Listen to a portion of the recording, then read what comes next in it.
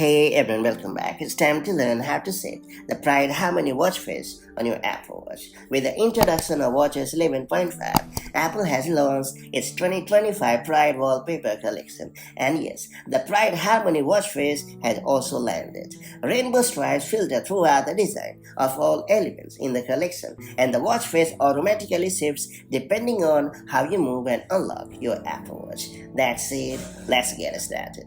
So first and foremost, you have to launch the Watch app on your connected iPhone. And then you have to tap on Face Gallery at the bottom.